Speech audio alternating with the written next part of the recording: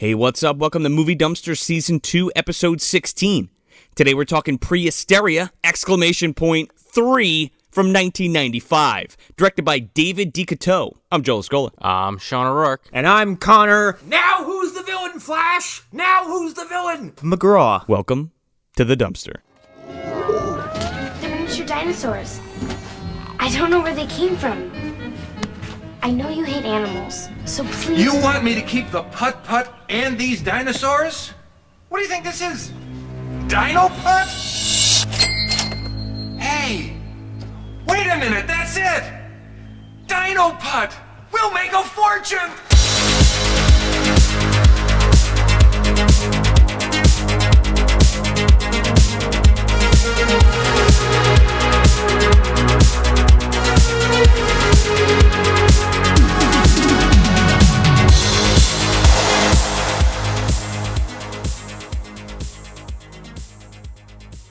This episode is brought to you in part by Lucky Duck Entertainment and the O Street Golf Association. So it's a little bit of a cross-promotion kind of special episode here. So what we did, Movie Dumpster, at least 2/3 of Movie Dumpster. Yeah. Because somebody lives on the fucking West Coast, and... Because somebody's got 3,000 stupid miles between him and that golf course. Hey, just work on that teleportation circle every day, Connor. Maybe one day you'll be able to get here. Just fucking call up Seth Brundle, see what's up. I'm just working on my super speed, okay? I haven't found the right chemical concoction to pour on myself and get struck by lightning yet. Call Thomas Wayne to help you sort it out. So we were invited by Rudy and Aaron, both respectively and collectively of Lucky Duck Entertainment and O Street Golf Association, to come down and shoot the old holes down at a mini golf course. And they proposed to us possibly doing a cross promotion, and here we are. So they said to us, do you have any golf movies that you guys want to talk about? I said, well, shit, I got the perfect one, Prehysteria 3, because the plot crunch of this film is... You ever seen Caddyshack?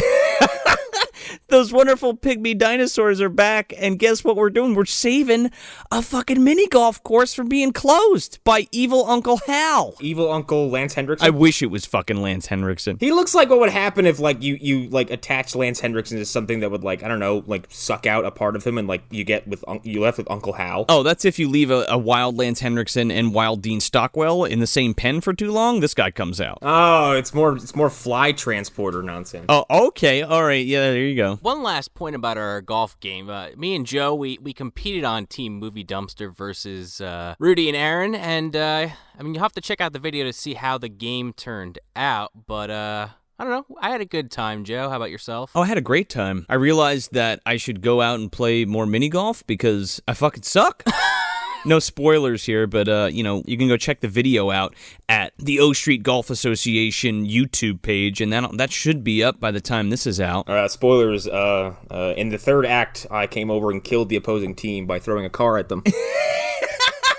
Watch the video and find out if I'm lying or not. So, it was a blast, and, so here's this fucking movie in honor of our, of our competition. I don't know if we should apologize to Rudy and Aaron for watching this, or, It's a big thank you for me, because we have finally popped that fucking moonbeam cherry on this show, and I'm so excited to talk about this. If you don't know who Full Moon is, you should, if you're listening to this show, but they are the company, Charles Band, the movie mogul producer and / director. Full Moon's brought us everything from Puppet Master and Meridian and all of those wonderful, late 80s, early 90s low-budget films. Lightning Video, Empire Pictures, that whole thing, all of those kind of fall under that Full Moon umbrella. This is when they were still in talks with Paramount. Sorry, I'm going on a fucking huge tangent about the companies and how they're intertwined. So Moonbeam is the FHE of the Full Moon universe, you know what I mean? So they they would pump out these children's movies, like Josh Kirby Time Warrior, which we need to fucking do one day, and like Pet Shop and Prehysteria and you know, Magic Island and all this kind of shit, you know. But what was crazy is they were in partnership with Paramount for a long time. So these would all come out. They're Moonbeam movies, but they would come on a Paramount home video. So, yeah, I was already built in with some interest. I was like, oh, dinosaur puppets. Tell me no more. I'm in. Sign me up. Always. And then the credits start rolling by, and a name pops up that made me drop my phone and whoop out loud. And that name was Matt Letcher, who is in The Mask of Zorro, Her, Identity. He's currently in Narcos, and he is one of 2 actors to play my favorite on-screen supervillain of all time, the Reverse-Flash. Welcome to the MDU. Oh my god, I was so excited to see him pop up as a fucking nearly pimply-faced old adolescent. You're gonna have to fucking lay some story ground now about how he goes from this to becoming. Oh well, okay. Here's the thing, and I already thought about this the moment I laid eyes on him in the TV show The Flash. It's kind of an alternate timeline from the DC mainline universe. Reverse-Flash goes back in time to kill Barry as a child, so he wouldn't have to deal with him as an adult. Fails, decides to kill his mother. That's kind of in line with the comics. But in doing so, he basically realized that he'd caused a tragedy so epic that Barry would never become the Flash, and in doing so, he loses his connection to the Speed Force, and he spends 15 years there. And my headcanon now is that in the 15 years, you're a man from the future, you need a fucking job. He spent the last 15 years as a caddy? Only a few, because then he had to go steal someone's body and run Star Labs under disguise. Who tells bad jokes? And has not quite learned how to be a real supervillain yet. Just in case you didn't realize, this is the 3rd in the Prehysteria franchise. 3rd and final as of 2019, according to IMDb.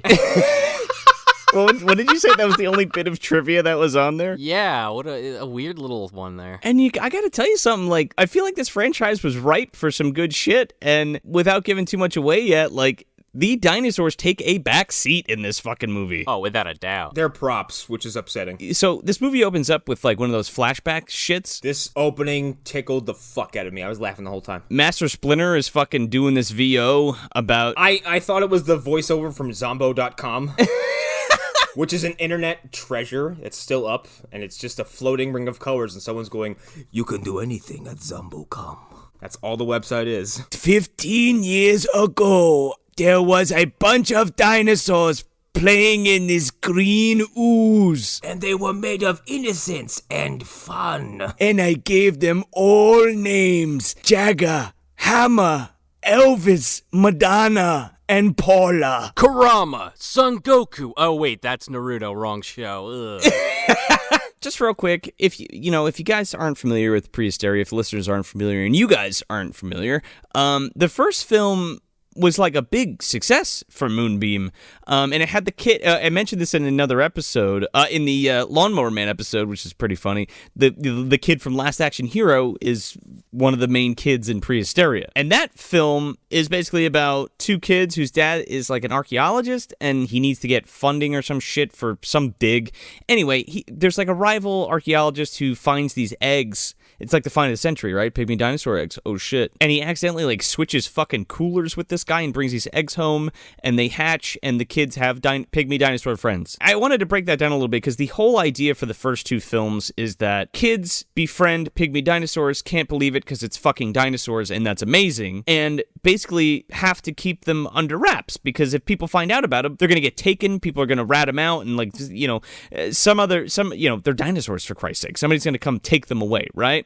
And that's like kind of the plot for the first and second movie, kind of. Well, the first movie, there's a bad guy trying to steal the dinosaurs back because he wants to be rich, and the second movie, there's a rich kid who befriends the dinosaurs, and they kind of help him not be such a upper-class asshole and hang out with, like, normal, middle-class children. You want a barometer for how people act to miniaturize dinosaurs in this movie? You ever, like, sat and watched McDonald's change the sign to, like, the McChicken is now 50 cents? That's how people react to dinosaurs in this movie. Oh, hey, cool. I was kind of taken aback because I hadn't, like, I've seen the first one a bunch of times, and I've seen all three of these films, but I haven't seen, Jesus Christ, I haven't seen 2 or 3 since I was a wee lad grown up in Scotland. This movie made me hate Scotland. We'll fucking get to that shit momentarily. But I didn't realize the fucking dinosaurs take such a backseat in this film. It's ludicrous, and I think it's a big problem. It is, because I'm left with this human insanity. Yeah, it's fucking bonkers. Like, there's some dinosaur hijinks, but not really, and like nobody's trying to keep them under wraps per se. They're just like, oh, dinosaurs, hell of a thing. People are talking to them in groups of other people. Yeah, and seemingly nobody else gives a shit. No. Except our main characters. And I'm thinking to myself, like, all right, well, Prehysteria 3 is the Jurassic World of the JP series. Like, everybody's like, yeah, fucking dinosaurs, big deal. Yeah, who cares? Who cares? Where's the mini golf? Yeah, I'm here for some putt-putt. I'm here for some putt-putt and Dino Burgers. I don't care about your defiance of science. Basically, that's just out the window. Okay, so I plot crunched a little bit before, but basically this movie is about this family who owns this shitty miniature golf course that's like totally overrun with junk because they like turned it into a junkyard because dad was a famous golf player and like fucked up a tournament back in the day, so he's just been in a depression for the rest of his life and taking it out on his wife and kids. And their uncle, his brother, owns this fucking giant country club complete with golf course, like right next to them. And basically, Uncle Hal hates his fucking extended family and his brother and wants to buy the mini golf course so he can expand for whatever reason. Like, I don't know. He's got like a business proposal with this Japanese businessman that we'll get to. And that's basically it. And then dinosaurs show up. He wants to buy this putt course, by the way, that his extended family lives on. Yeah, it's like a caretaker. They're basically like a caretakers of a graveyard. Yeah. Where they have like the house next to it and shit. Yeah, they live there. That is their home.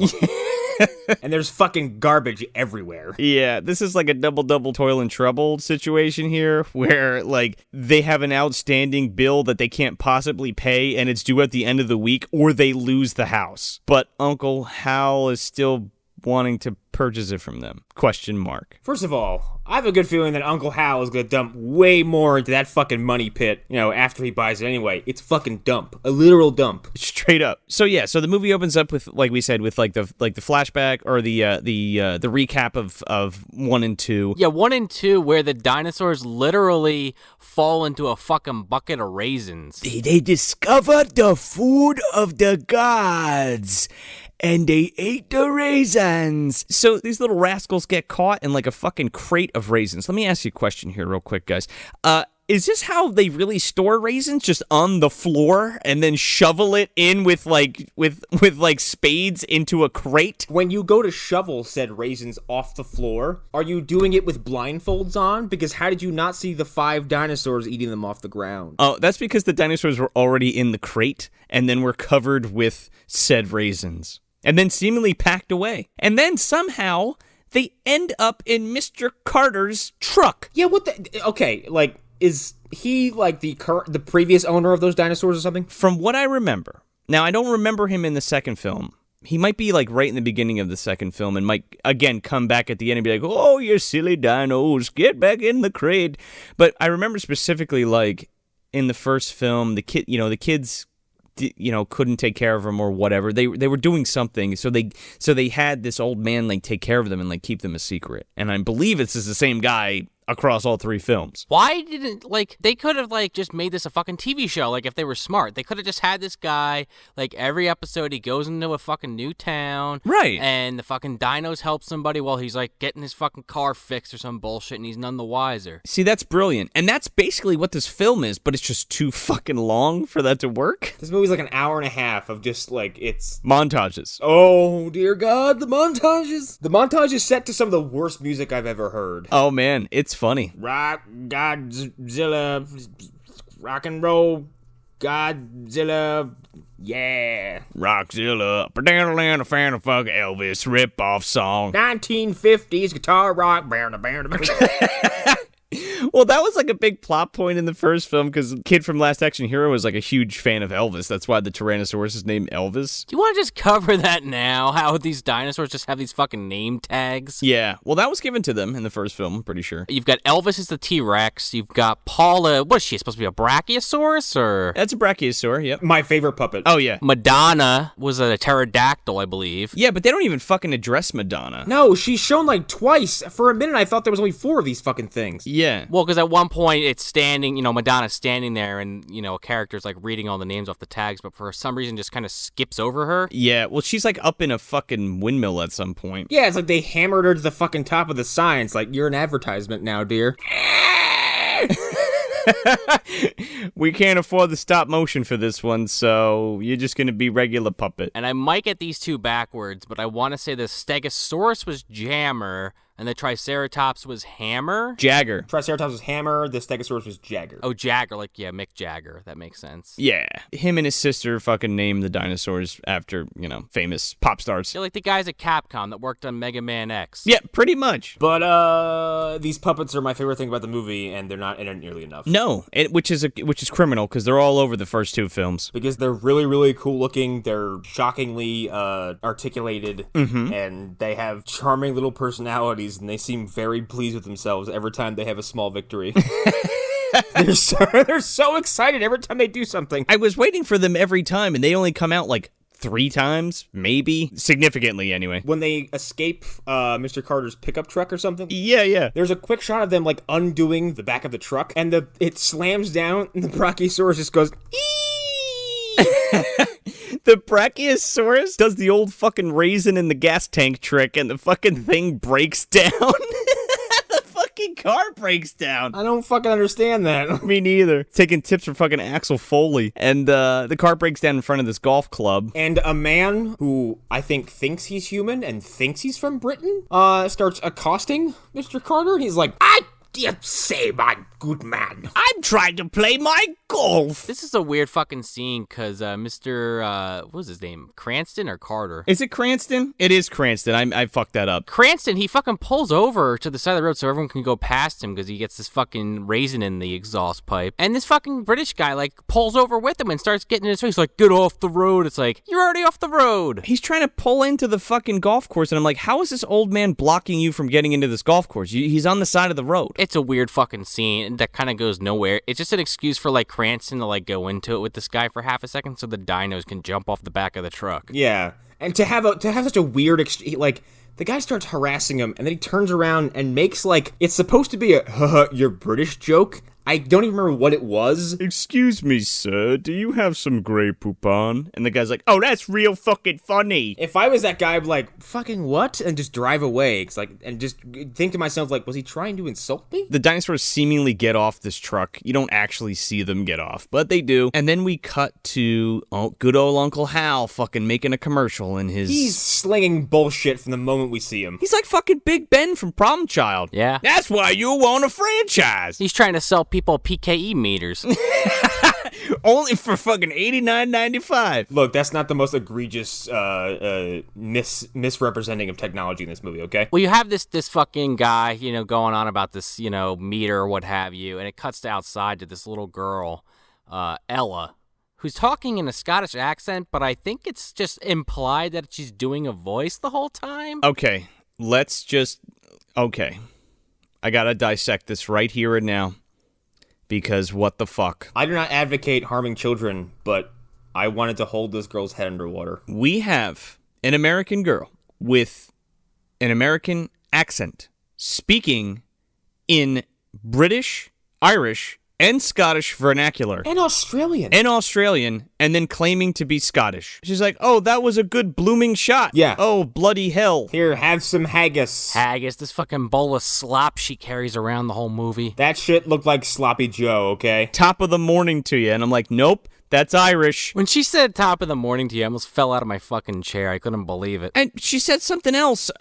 She's saying, British, Irish, and Scottish slang like all together and then claiming to be Scottish. I'm like, what the fuck are you talking about? Who wrote this shit? I wonder how much of that was ad-libbed and they just thought it was cute, or how much of it was this guy's fucking own direction. There's a cutscene of someone going like, are you trying to speak Scottish? She's like, no, I'm using the language of the United Great Britain Empire. I was visibly upset, like, listening to this little girl speak. I just wrote down, I hate Scotland now after a few minutes. Oh, I don't hate Scotland, but I hate this little girl. It was so infuriating, the whole movie. I know that sounds stupid, but, like, it bothered me so much every time her stupid face was on screen saying something dumb like that. It's also so jarring and so in your face the whole time as it never fades to the background, because this girl was, like, running from physical peril going, like, oh, have to call me dad to help him save me from this bloomin' bloody pickle. I mean, I'm like, what the fuck are you saying? That was a bony shot. Turns to the camera and winks. We're doing this commercial, and fucking Uncle Hal's fucking, again, like Sean said, fucking trying to sell us this goddamn PKE meter. I thought it was the same company who makes ice cube detectors for Titanic 2. He's selling Shane Van Dyke these things. He's like, yeah, the ice cube detectors. It'll pick up a golf ball from 500 yards away. I mean, ice cube for 500. Here you go. I'll take 10 of them. Oh, this will work great on my new ship I'm building. And while he's filming this commercial, Bill Moseley is the director of this commercial. We're introduced to the Hal's gambling habit. Yeah, he's a compulsive gambler. Yep. And he has a catchphrase he repeats the entire film, which is poise under pressure. That's the mark of a champion. He's fucking hanging out with Seamus from fucking Luck of the Irish. Yeah, and I guess Ella is outside narrating to herself again, and is just playing golf and smashes this fucking ball. I'm going to get to birdie and then an eagle and then bloomin'. That was a bloomin' shot I just did there, oh laddie. And after she hits her shot, here comes fucking Matt Letcher, who goes by the name of Needlemeyer in this movie. This ball, by the way, that she hits crashes through the fucking window where Hal's doing the commercial and just like lands at his feet. And he picks it up and finishes the commercial, and then everyone walks away, and he crushes it with his bare hands. He says, "Purple Titleist, this must be my niece's fucking bitch," and he crushes the fucking ball in his hand. He turns it into dust. And then I'm like, oh shit, this guy's a maniac. Also, at some point in between Matt Letcher showing up as Needlemeyer and him crushing the ball, someone calls their truck Baby. And I was like, oh man, the MDU's all over this fucking movie. Uh-oh. We know what happens when you call your car Baby. It was John Hurt in disguise, okay? He's like, I got Prehysteria 3 right here. Which is where Reverse-Flash would steal the face-swapping technology to use against Harrison Wells in season 1 of The Flash. That's what happened. There you go. But right now, he looks like fucking Doogie Howser. The stress of time travel sucked all the muscle mass off of him and apparently and made him younger by 10 years. Well, they're wearing him and like these 2 or 3 other guys. I guess this is like the caddy uniform. They look like they're working at the fucking circus or the county fair. They got like these red uniforms on with these white stripes going down them, and they got like these fucking hats that have like wire on top of them, it looks like. They look like Tweedledee and Tweedledum. Yeah, literally.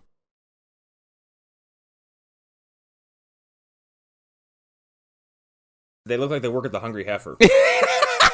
Yeah, kinda. I was waiting for the music to kick in. Yeah. Hungry Heifer. We won't give you a speedster. Yeah, so they're fucking harassing this little girl because she's like playing golf on her uncle's golf course. And they're like, yeah, we gotta take out the fucking trash, and you're fucking trash. Well, they keep calling like her fucking golf course the mini putt. They're like, yeah, it should be called McGregor. Yeah. Like making fart sounds. And she's like, that's repulsive. And there's a fucking guy, there's like one of his cronies is in a golf cart sipping on a fucking wine cooler. We're doing that throughout this whole film. What is that, like hard cider or some shit? Everybody's drinking? Well, she runs over to her fucking brother to try to escape these guys. And I guess he works there and he's got his shirt open sunbathing.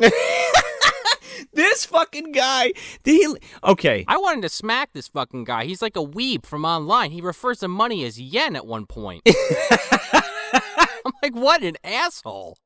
I'm surprised you could get that much out of him, because every scene he's in for a minute comprises of his communications basically tubular, cowbunga, dude, bro. This guy morphs into 3 different people, and right now he's Andrew Keegan with his fucking shirt open.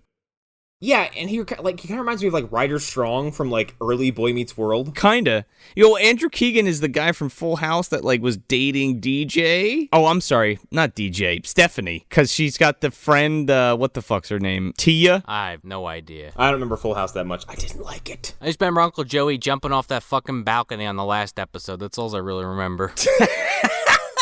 He was also in Camp Nowhere and shit. If you saw him, you'd be like, oh, that fucking guy. But like, yeah, her brother's like, fuck off. Yeah, I'm sunbathing, bitch. And these fucking caddies are chasing her throughout the golf course, like out for blood. Yeah, and she runs away, and he even says to her, he's like, why are you talking all fucking weird Scottish shit, you fucking stupid idiot? And she's like, Yeah. From that second, I was like, oh, okay, so she's just American trying to be Scottish, like putting on an act. So these caddies roll up on him and they're like, hey, motherfucker. He's like, what do you think you're doing? Meanwhile, no, Sean just painted this picture for you, but this kid is supposed to be caddying and he has his shirt open. He's like sunbathing with like his hair down, kicking it with his fucking socks and shoes off. And these guys are like, what the fuck do you think you're doing? He's like, button up your shirt, tuck in your shirt, and cut your fucking hair, man. You can't walk around this caddy place like that. What are you, fucking crazy or some shit? You're not square enough. Yeah. I'm like, what is this, the army or some shit? And he's got that classic fucking 90s haircut, the surfer, like, bowl cut. Yeah. It's the one that someone has to continuously wipe from their face because it's just a mess. And it's wavy. He's got that wavy hair that everybody wanted, that I wanted. Yeah, I say that coming off of like 5 years where I consistently grew my hair out and had like the exact same haircut. Okay, now you gotta understand, now this is Hal's nephew, the guy who owns this resort. So he works for his uncle, right? So the brother's like, oh, don't cut my hair. I'll tell you what, I'll make a deal. I'll narc on my sister. And they're like, hey, yeah, that sounds pretty good. Okay, great. That's a very confusing deal. It's weird. It's fucking weird. Is this like the only job in town? I guess so. Why would you work for your uncle who's trying to buy your house? Because you're lazy and you don't feel like actually like getting in a car and driving. You just fucking wake up and walk across the green grass. Well, you can't work for Dad because Dad's not working. Because Dad's working for his brother too. But that fucking hair's taking him to Hollywood, man, as soon as he gets that guitar. Oh, totally. We also introduced us to side characters who I referred to as, a bunch of little Harvey Dangerfields, the band. They all look like 90s alternative rock frontmen. The Flagpole Kiddas? Yeah. The camera cuts on this kid, and I swear to God, I thought it was the fucking professor from Monster in the Closet. He's totally there. Smoking a fucking bubble pipe and everything. Get this motherfucker a Crunch Bar. They're sitting there like, we're rich and life is terribly boring. Every morning we play Marco Polo in the pool and then piss in the waiting area. And then we come here and play bridge while our parents play golf all day. Oh, Heathcliff, don't you think this is getting a bit boring? No, Barnaby, it's the same routine every day. Meanwhile, Ella literally fucking crawls in front of them and they're like, huh, little action. Right after this exchange from these kids, we cut directly back to the brother. And he goes, I'm going to put suntan lotion on your battery cables? And then it cuts back to these kids. Like, somebody fucked up the edit and, like, didn't put that at the end of the last scene and just stuck it in here. Yeah. It blew my mind because I was like, what? What just happened? And it's important information for later. So this is before I realized that this girl lived on the golf course. So, like, she's running around and it cuts to her, like, running up that little part of the castle hole. And I was like, I just wrote down, like, go home, you dumb girl. And then I was like, oh, that is your home. Well, first she's got to pull the old Kevin McAllister move, Connor. She's got to drop the golf balls all over to trip these fuckers up. She sure does. Eobard's holding back. He could kill this girl with a single blow. And then she gets cornered by her uncle. Yeah, this isn't creepy at all. This is fucking weird. There was some borderline creepy shit in this movie. He's basically just like, you're a fucking disgrace. I hate you. I hate your dad, who's my brother. I hate your whole family. You're not even my family. I don't want to call you my family. I'm going to shoot you in the face with this pesticide canister? Yeah. Is that what we're doing? You're going to shoot your fucking 10-year-old niece in the face with fucking pesticide? I mean, he totally would have if these fucking dinos didn't show up out of nowhere. I'll say, lo and behold, the true heroes of the film show up. Yeah. So, yeah, Elvis is shown undoing his laces, and then at some point it cuts down and shows his laces are tied together. And then I think he, like, goes to run, he falls, and then this Brachiosaurus head just pops up center frame and goes, ah! the brachiosaur bites the hose so the shit doesn't come out, and he does the whole looking down the fucking barrel of the gun and then shoots himself in the fucking face with it because the dinosaur then she lets it go. This is the point in the movie where the ambulance comes and he's fucking carted away in a body bag, and the movie ends. Ella's family gets to keep their fucking mini golf course, and the other place gets sold, I guess, to her family because they're the next closest relatives. What happened to Uncle Hal? DDT.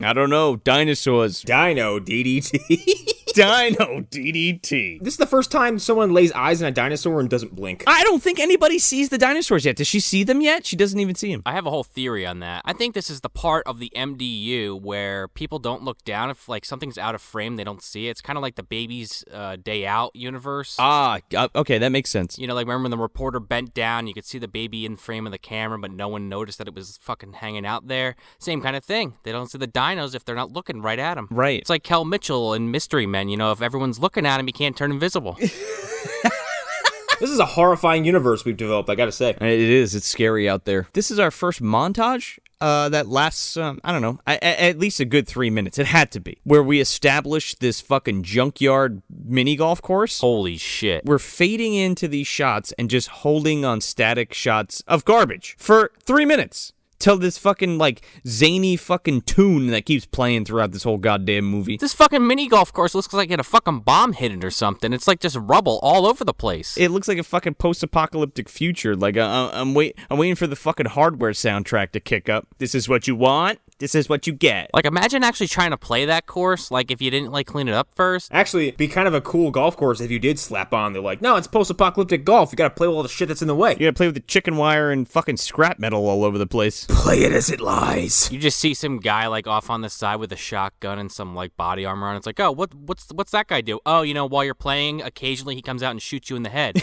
Oh, well, okay. Is that legal? Oh, yeah, you need to sign a release form. This is part of the, you know, the full experience. And then he fucks your corpse. What? What's his name? His name is Corpse Fucker. The aptly named Corpse Fucker. What's his job? What do you mean, what's his job? He fucks your corpse. I don't feel comfortable with my wife playing in this game now. Moments later, you just hear the wife off screen. Yeah, you know, he wasn't kidding. He does fuck the corpse. You better get that hole in one. I'm leaving a single woman today. It's just like people go to this golf course whenever they think their significant other is cheating on them. They're just, you know, try to trap them into the situation. They leave a user review like, your golf course is outstanding, your customer service is amazing, and Corpse Fucker is a very nice man. 5 stars on Yelp. Your Dino Burgers are fantastic. Corpse Fucker's a great conversationalist. Michael Berryman's there giving you your putter and your fucking golf balls. I mean, if you pay a premium price, you can have Think come out and hold your golf balls. It's just one of those kind of wacky places. You don't expect it till you get there. And when you're there, it blows you away every time. Yeah, little dinosaurs, Michael Berryman, metal, garbage. The dinosaurs are like a bonus, but nobody pays attention to them. No, they're there for Corpse Fucker. Yeah. Corpse Fucker gets people in the door, but dinosaurs make you stay. Yeah, so Ella, she like skips home through this fucking little mini golf course that's been, blown up. She's like singing Irish hymns and shit as she comes into the house. She's supposed to be Scottish. What is this jargon she's fucking pumping out? Does she even know what the fuck she's talking about? No. I'm surprised she didn't just start chomping down on a piece of fucking Irish soda bread and call it a day. She's supposed to be Scottish, and she's convinced it's Scottish. And she's gonna remind you that for the rest of the movie when she gets to her house. Oh, yeah. I'll tell you something, her parents are really well put together people. Okay. Fred Willard is her father in this movie. And he's out of his mind. What the fuck is this? What is this contraption that's attached to his door? Does anybody understand what the fuck this was supposed to be? From what I understand, the door just makes noises. So what is with all the ball bearings and him in this fucking workshop in the back room? How is this connected? I don't get it. I don't know what he's trying to do with the ball bearings. That doesn't make any fucking sense, but I'm pretty sure he's servicing the golf carts from his brother's, country club. And mom is a trailer park version of Lydia Dietz's mom from Beetlejuice. With a JFK fucking head sculpture with a hole in it. I have to address the JFK sculpture real quick, because this was shown and I was like, there's no way you're going to let me forget about that statue by the end of this movie. Came back in such a way that I could have never imagined. The fucking balls. My fucking jaw was on the floor. I know, I'm like, what the fuck? We're going to get to it, but This movie makes some references. This is a children's film. This is a children's movie, and not only are you referencing movies that are so far out of your league, you're referencing movies that children who are watching this should have no business watching. Like, do you think he was just like, fuck it, Prehysteria 3? Fuck it, I don't give a shit. Yeah. I just came off making fucking Puppet Master 3, so there you go. Question mark. So I guess, like you're saying, like, maybe, yeah, just the squeaky screen door just kind of drives him insane. But, yeah, he has these ball bearings that he's working on, I guess, with the fucking golf carts or something. Yeah. And he hears the door squeak, and he drops all his fucking shit because I guess it distracts him. And this is like a running gag. You know, he's got PTSD from this fucking match that from this golfing, because he was like one of the best amateur golfers like of all time or something. So we're told. During the match, he heard some kind of squeak of an animal or some shit and missed the putt and lost. He's like, I fucking hate golf. In the tournament that he faced his brother and who's out to get all his fucking money, and no one puts this together that it's a little strange. Yeah, exactly. For how many years? Yeah, since day fucking one. Ella comes in and Dad's, he's like, I don't want you to play golf. Golf is bullshit. Mind you, the parents are speaking just regular English with regular accents, like U.S. accents. Well, her mom sounds like she's fucked up on Quaaludes or ecstasy or something the entire film. She's smoking the whole fucking time, and she's slipping out in and out of a fucking New York accent. Did anybody else pick that up? She slips in and out of a New York accent and then slides into bodacious Californian surfer accent. What the fuck is going on there? We'll get to that. But, like, Dad is fucking crazy, and Dad's, like, running around, waving his arms over his head in his fucking overalls, talking about the evils of mini-golf. He looks like Jordy Verrill. And Mom's always got, like, some shit tied around her head, and she's, like, welding something. Like, she's like a spiritualist making metal art or some shit. She's like, this one I called Monster Descending the Stairs. Go get a fucking job, and maybe you wouldn't be losing your house. Clean up your fucking golf course, for Christ's sake. So Dad's like, I don't want you playing fucking golf. He's like, here, I bought you this nice bike. What? You know, instead of trying to be Scottish, even though you're not Scottish, you're American, why don't you try being French like your mom, even though she's not French either, she's American, and fucking ride this bike and do Tour de France. Hey, Dad, if we're in debt, how'd you buy me a bike? Exactly. Mom made it. You'll be saying bonjour instead of top in the morning. And I'm like, that's fucking Irish, not Scottish, dumbass. Also, bonjour is still not French. Try again. Calm down there, Mr. Gorlami. I was saying that before. I was like, this is like if I went around talking like this and I was like, oh, pizza pie, mozzarella. It really is like Brad Pitt from Inglourious Bastards. Yeah, arrivederci. Is this the point in the film where Ella just decides to carry around a bucket of haggis for like 90 minutes? This is her after-school snack, I guess. She comes out with a fucking bucket of haggis. And he's like, well, what the fuck is that? And she's like, it's haggis, Dad. And he's like, that's disgusting. Barf. Well, it looks like fucking diarrhea. In his defense, haggis is gross. It's delicious. P.S. It's, okay, look, maybe you have a taste for it. However, purely from a consistency and texture standpoint, get it the fuck out of my face. That never bothers me, and I get that. Like with some people that can't eat things because of the way that it feels, but it's delicious. Fred Willard says that stuff belongs in a bedpan, though. I would concur. It's hard to argue. Then we have like 5 minutes of fucking golf facts? They're popping up like pop-up fucking video throughout this whole movie that she's like... Pop-up funnies? So, let me tell you a little bit about golf. Back in the day, golf was invented in Scotland, okay? It was invented by a Scottish guy, and he fell into a hole. He was bitten by a radioactive golf ball, and hence the game of golf was created. So Hal shows up. He brings brother home. And, of course, even though this guy hates his extended family, he just kind of hangs out for a few minutes and just bullshits and busts their balls. He's like Prune. He just comes in to fucking come in and ask for the bill. That's exactly correct. He's like, oh, hey, loser brother. What's up with your loser house and your ugly child? And he's like, oh, hello, loser wife. What are you making? She's like, a fucking sculpture of you in your dumb shirt. They must be selling like fucking hotcakes. Aha! Kidding, you poor. She's like, I still made fun of you. Asshole ascending a staircase. Is that what she names that sculpture? And it's like wearing the same shirt as he is. Creature descending a staircase, and it's like a fucking cash register for a head with his stupid shirt and like metal shit for his arms and legs. I'm like, that's actually a funny gag. Chris Lilly's fucking it off screen. Uncle Hal, get your dick out of that statue. My dick. He's going in that cash register. My dick, my dick, my dick, my dick, my dick. Ella is just like fucking around this little mini golf course that... Hold on. She fucking throws haggis at her uncle because he's being a dick. Good. He deserves it. And then he's like, oh, that's it.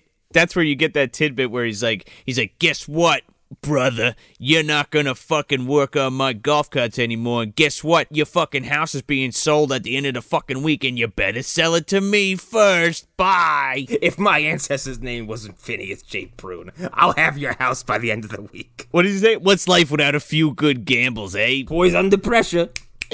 And then this little girl's playing fucking bagpipes, wandering through the wasteland of the mini golf course. And she finds some friends in the brush. Oh, that's right. She finds the fucking dinosaurs, and she has no reaction. Yep, that object permanence went right out the window when she saw the fucking brachiosaur before, because all of a sudden she's like, look at you, you little beasties. Wowzers. Oh, little lass and lassies or whatevers. Yeah, then she reads her names out loud, and then she kind of like, but she's like, you're mine now, and just bundles them up. Well, she goes like, she puts two and two together and was like, oh, you're named after musicians. And then she's like, my favorite kind of music is Scottish marching band. And they all were like rolling their fucking dino eyes like, okay. Too bad none of you are named Rod Stewart, she says. Yeah, what the fuck? Or the greatest rock band ever, the Bay City Rollers. So in like the matter of minutes, these dinos just like understand her plight and start clearing away the rubble so that she can play a fucking couple of holes. Although it doesn't take long for her to miss a shot and then for the Triceratops to go like, yeah, you suck. Well, the T-Rex, fucking Elvis, he takes like the end of a fucking vacuum cleaner or something and whacks his bowl and no problem, hole in one.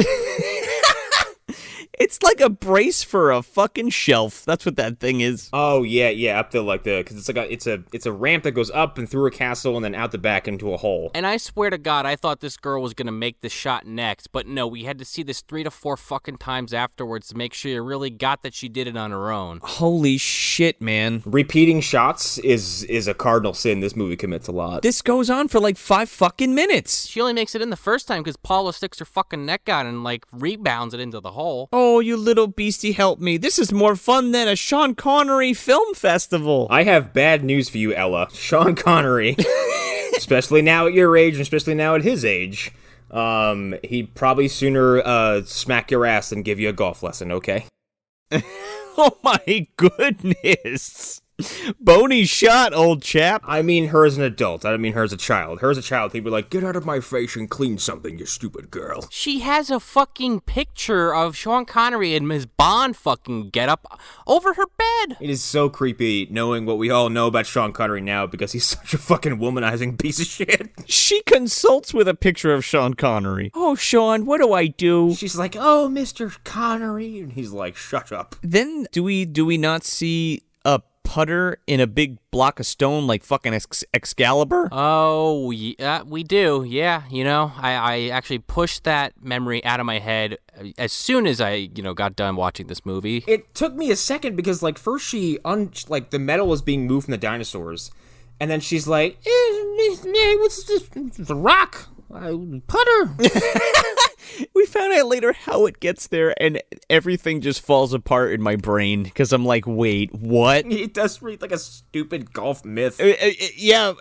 Oh, my goodness. And then King Arthur of 18 holes slammed his putter into the stone. Yeah, like, let's be clear here. Like, this isn't just a fucking club in a stone. It is literally supposed to be, like, a putter in the stone. Like, sword in the stone. Like, straight up. Yeah. Like, Gabriel Byrne got angry and slammed his sword into the fucking stone because no one should have Excalibur but him, okay? Only those who are worthy can take the putter from the stone. Should he be worthy whose name is Thor, lift this putter? Possibly. Or Steve. We're talking like Kid and Phil Mickelson's court here, guys. She finds this fucking thing, and she's like studying it, and all of a sudden her father comes out, and he's like, get away from that thing, why are you uncovering that? And he's like ranting and raving about how he doesn't want her over there, and he doesn't want her playing golf. And then again, because these dinosaurs have telepathy of some kind, they just, they know, hey, Dad's being an asshole, let's fuck with him.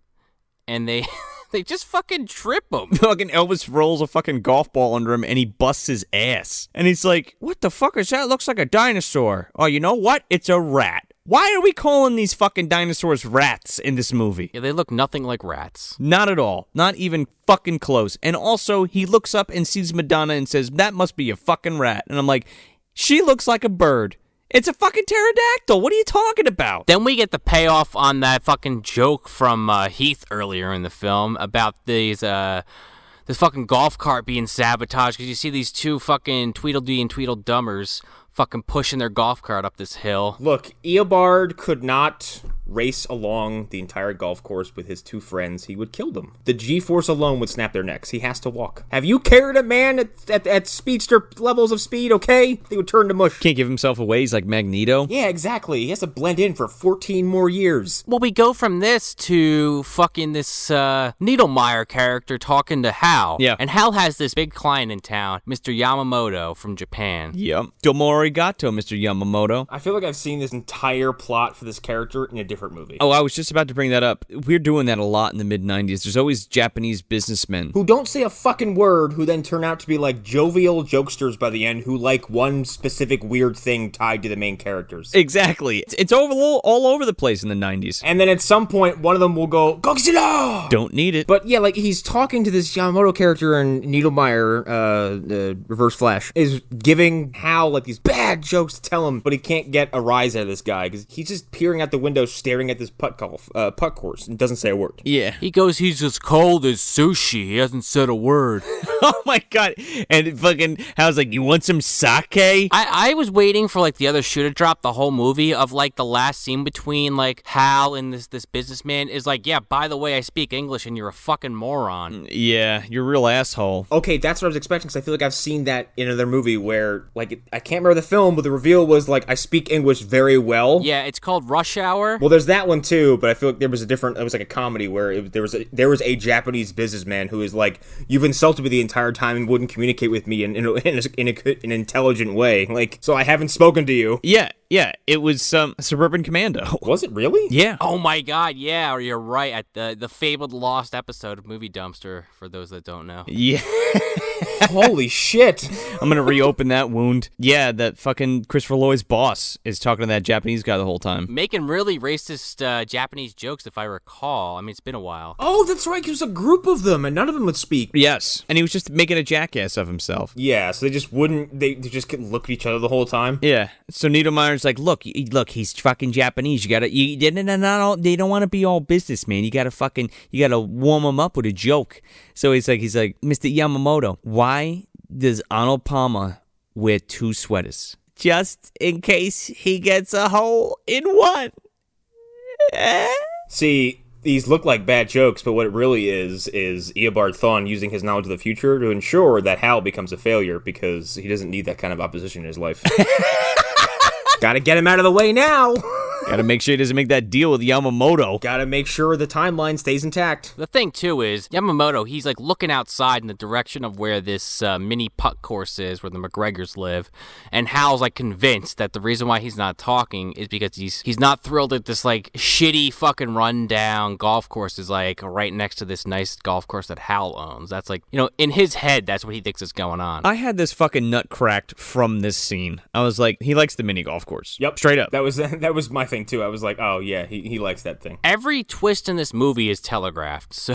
Why wouldn't Yamamoto be like, all right, fuck off, I'm gonna get that? I don't know. The same reason why the dad fucking watches this fucking tape for 30 years and doesn't put it together until the last 5 minutes of this film. Like Yamamoto fucking loves dirty hamburgers instead of sushi. Yeah, those gross hamburgers cooked by a fucking dinosaur. On no visible grill. With that said, though, like, let's be honest here, like, Hal's kind of a dickhead for just assuming this guy eats sushi only. Like, yeah. Come on, my guy. Like, what the fuck? Yeah. Oh, you're Japanese? You want sushi, right? Well, he's from Japan. This is his favorite. Honestly, I'm sure a Japanese businessman would be thrilled to have fucking cheeseburgers, because I'm sure every business meeting he goes to, it's like, would you like sushi? It's like, no, you give me a fucking hot dog or something. So, I believe this is where we get Dad's origin story from Mom, who I think was rolling on ecstasy this entire scene. Let me tell you something. This bitch had just finished that joint. Just finished it. Yeah, she's like, Mom, why does Dad hate golf? And she's like, dude, sit down, let me tell you the story, all right? See, he was like totally the bestest, greatest golf player you've never seen. I'd follow him around like a fucking Fish concert, man. It was dope. So anyway, your dad was totally awesome and, like, he totally fucked it up. He was going against your uncle and he fucking... and he fucked it up. The moment she says to Ella that, hey, your dad was in a tournament against your uncle and he heard some kind of bird or loud squeak right as he was about to swing and lost concentration, me, the viewer at home, said, oh, okay, I pegged this one. Here's the kicker of this whole story. She makes art out of the garbage that they put in the scrap yard, which is the miniature golf course. So it's like this perpetual shit. Like they made their own misery, basically. Oh, they're the authors of their own sadness. Yeah, straight up. And I'm like, why did you do that? She's dealing with it in a better way than he is, but she's certainly adding to the situation by taking this stuff that is literally dumped on them and perpetuating its existence by turning it into glorified garbage. So the first instance of her art was that 100-year-old fucking golf club, because she's the one who put it in a giant block of concrete and stuck it in the golf course. Well, she goes from explaining this fucking story to, hey, help me with this brachiosaurus I made. Got nothing to do with the small dinosaurs you may not have found. Oh, by the way, have you found small dinosaurs? I thought I saw a dinosaur, but I was on mushrooms last night, so I guess, I don't know, it just came to me. Yeah, like, was this a way of saying, like, oh yeah, she's seen them too? No. But during this scene, Hammer is swimming around in a fucking cooler having the time of his life. I don't think anybody actually acknowledges the dinosaurs except Ella and her dad. No, people definitely acknowledge them. Are you sure? Because we go from this to her fucking, like, cleaning up this goddamn place and then opening it up and selling, people games to play here, and she's fucking selling the haggis. She sells them to the flagpole sitters. The kiddas. The flagpole kiddas, I'm sorry. You can see the fucking dinosaurs working on making the food, and everyone's, like, smiling and pointing at them. They've got little fucking chef hats. Little chef hats on making fucking haggis burgers. They're not haggis burgers, they're Dino Burgers. Dino Burger. Not yet. It's not Dino Putt yet. She's like, that'll be $5 to play on the course. This kid hands her a fucking 20. He's like, oh, let me make change. She sticks the fucking 20 into Hammer's mouth. And he does what a dinosaur would do, which is bite it in half. Now, these dinosaurs know exactly what they're doing because they're cooks. They're making fucking haggis. Yeah, they're making haggis all right, though, but, like, the problem is they are not telling Ella what the secret ingredient is. It's their fucking stool. It's a big pile of shit. They came off a truck full of fucking raisins. Of course they're shitting all over the place. That's totally a joke in the second movie. Eating raisins, drinking prune juice, they're shitting all over the place. Corpse fuckers gotta clean all the poop up all the time. Corpse fucker does not clean up poop. Corpse fuckers here to fuck corpses. Anyway, they ripped this $20 bill in half, and it's like, what do you expect the fucking dinosaur to do? She's like, oh, you silly goose, you didn't make change the right way. Well, that 20's gone. Yeah, slam cut to fucking Elvis with the chef's hat on, just slopping this stuff onto a plate with a fucking spoon. With his barely visible hands, because it's T-Rex and, like, he's already miniaturized, so his hands are extra useless. Yeah. And here's the part that kills me. After all this, she cleans this whole fucking place out. She's literally making money off of this now. In her mind, gonna help pay for the fucking loan that, of course, much like, Double Toil and Trouble, it'll never cover the amount. But she's trying. No fucking way. Not in a week. She's got the right idea, though. Yeah, it's something. And her dad comes out and he's like, what's this malarkey? I hate golf. I hate making money. You might help me save the house. Into the moat I go. She's trying to raise money to save the home, but she's probably spending more money buying all this fucking haggis, because it's not like it's a cheap item. No, where are you gonna fucking find sheep stomach? I guess at the butcher, but that shit's pretty expensive in the middle of fucking nowhere. Does she have, like, a line of them in the basement, and she's got the gun, and she's just killing them down there like fucking what's-his-face from It? She's killing groundhogs, and they're like, yeah, it's haggis. Sure, it's sheep stomach. She's got a cloning machine downstairs, just keeps fucking blowing the same sheep away week in, week out. Oh my god, that is a terrible life. It's a living. It's not exactly great above the basement. Downstairs, shoot sheep, clone sheep. Upstairs, it's like, dad's crazy, mom's crazy. I mean, at least I have dinosaurs. So dad gets out of the fucking moat, and the rich kids are like, that was hilarious. I get a show and play golf. Welp, see you tomorrow. Bye. And he confronts Ella and he's like, what the fuck do you think you're doing playing golf and you're making money and blah, blah, blah. She's like, but Dad, it's helping us. The beasties are helping us do the laddie thing and we're Scotland and golf. We're going to save the house. And he's like, beasties? I hate fucking animals too. And he looks down and there's dinosaurs in front of him. The man says, are those dinosaurs? And then never says anything again. Like, not like this is amazing. This is a miracle of nature. This shouldn't be a thing. Okay, it's dinosaurs is one thing, but it's dinosaurs working in tandems to use simple machinery? Yes, they are wearing hats, for Christ's sake. They're teacup sized on top of that. It's not like there's just a T-Rex walking around. This isn't Tammy and the fucking T-Rex. This is like a little tiny one with a chef's hat on. It's a Chihuahua-sized Stegosaurus who's using a fucking handsaw. Honestly, for all the money he's losing on haggis, he could at least, sell their fucking manure after they shit it out and maybe make a little bit of profit. And he's so nonplussed. He's like, oh, another thing to add to this crappy day. Yeah, he's like, great, I hate golf and I hate animals, and here's both of them. And then he's like, what, you wait a second, you want me to play golf and keep these fucking dinosaurs as pets? And then he's like, oh, dinosaurs? Golf? Dino putt! Cha-ching! And I'm like, okay, let's exploit these fucking pygmy dinosaurs. These pygmy dinosaurs who have far more work ethic and intelligence than you clearly do.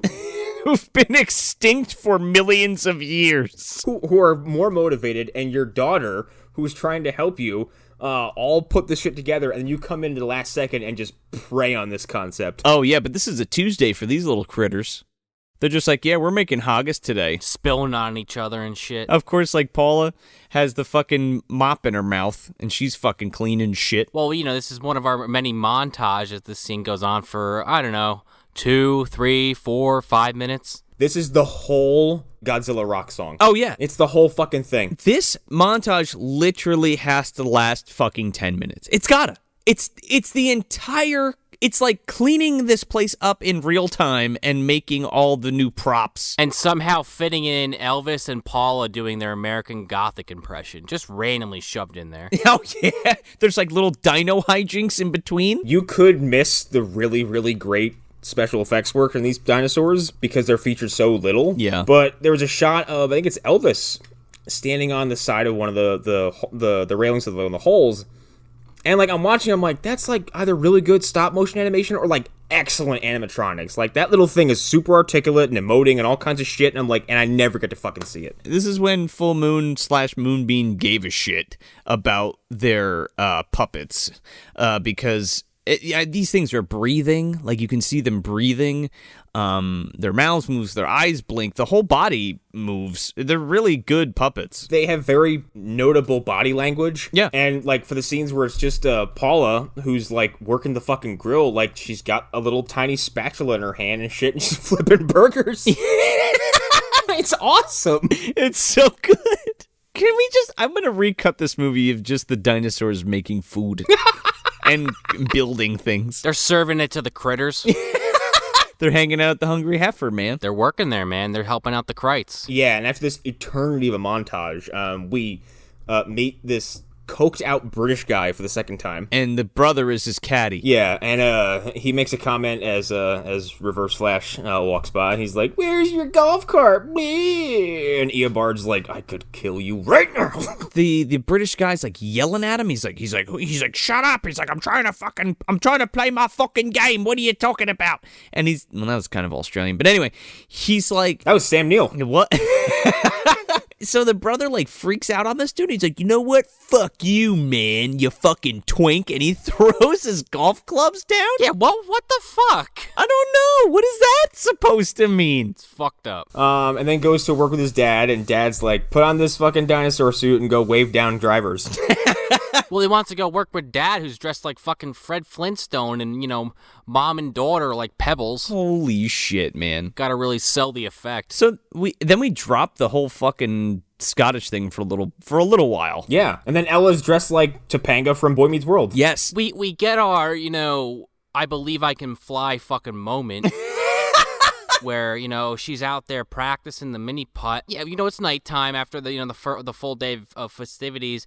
And Fred Willard, he's like looking out the fucking bathroom door, out the bathroom window while he's taking a shit, like giving fucking tips. And then he starts with the fucking Scottish shit again. He's like, oh, aye, gee. He's like, oh, he's like saying Scottish shit. They're focusing on this 18th hole. This is the one that Elle is practicing on. And you kind of have to picture it. It's like this metal contraption that kind of looks like a triceratops, where a mouth opens and kind of like the beam that the ball travels on kind of goes up and down, up and down. So you got to time your shot.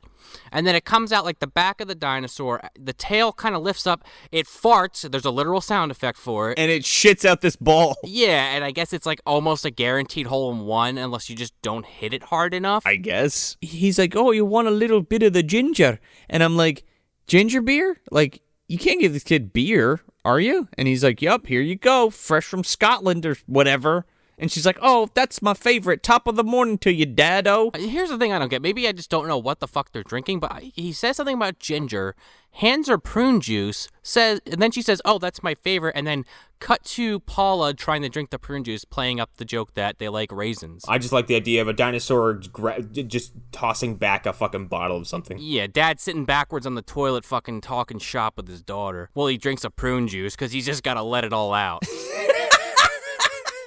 I just imagine Fred Willard reverse straddling a fucking toilet, speaking to somebody out the window. What do you think he's drinking that prune juice for, man? He's got to loosen up the stool. You cut back to fucking Hal, and Yamamoto is still staring at the fucking mini-putt. It's 10 o'clock at night. Like, I guess implying that he's been staring out that window for like 6 hours now. And he's eating a bowl of rice. And he's just been standing there all day. He's just standing there like, I wonder when he's going to offer me a glass of water. I wonder when he'll stop bringing that weird blonde guy around here to tell bad jokes. Ugh. And he's like, oh no, here he comes again. Yeah, so he's like, come here, Needleman. I got a job for you. We got to stop that fucking mini golf course from being prosperous. So why don't you take care of it?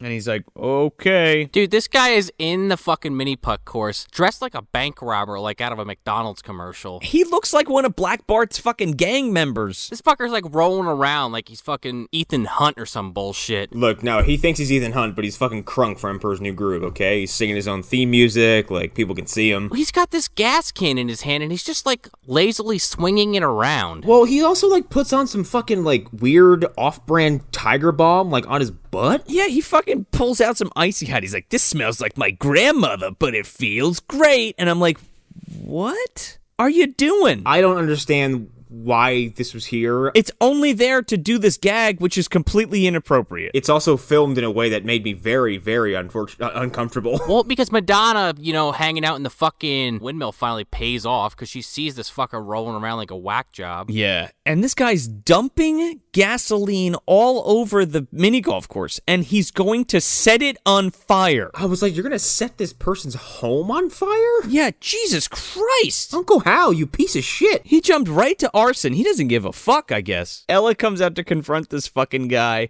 and he says, I'm gonna kick your anus. Well, he leads in with like a space joke. Oh yeah, a Star Trek joke. Yeah, he's like, because I'm gonna kick your anus. Yeah, the second Star Trek joke, by the way, we kind of skimmed over the first one because earlier in the movie, when Ella's running from the fucking bullies. Oh God. My dilithium crystals are running out.